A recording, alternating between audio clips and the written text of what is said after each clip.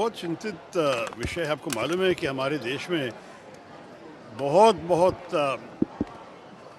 उम्मीद है कि जो बायलैटरल टॉक्स होंगे अमेरिका के साथ उससे कुछ आश्वास मिल जाएंगे, कुछ रिलीफ मिल जाएंगे। लेकिन अभी के लिए शॉर्ट टर्म में तो ये तो काफ़ी नेगेटिव खबर है।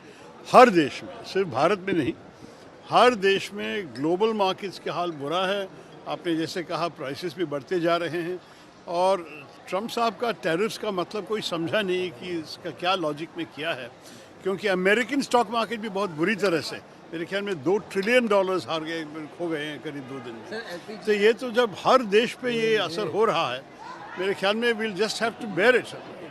ये तो नहीं है कि हमारे देश अकेला कुछ कर सकें जो कोई और ना कर सकेंगे, लेकिन it certainly seems that some countries will go into recession. We were better off because we had a 5.4% growth, and therefore it may come down, but it may not go into recession.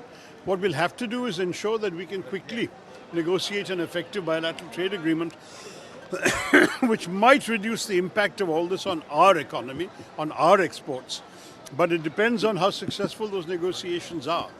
Some countries which are also exporting similar goods to America have had higher tariffs imposed upon them, and that might be a difference we could leverage to our advantage. But we'll have to see. At this stage, it's impossible to tell. No one could have foreseen such bad news in 2-3 days. It was 2nd of April that the so-called tariffs were announced.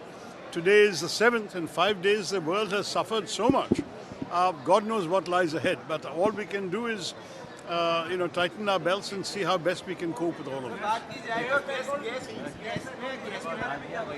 क्या बताओ यार, जो अंतर्राष्ट्रीय price बढ़ते जाएंगे तो हमें भी देना पड़ेगा, लेकिन इसमें हम क्या कर सकते हैं। बात यह है कि जो हमारे देश में जो हो रहा है ये पूरा दुनिया में भी हो रहा है। यही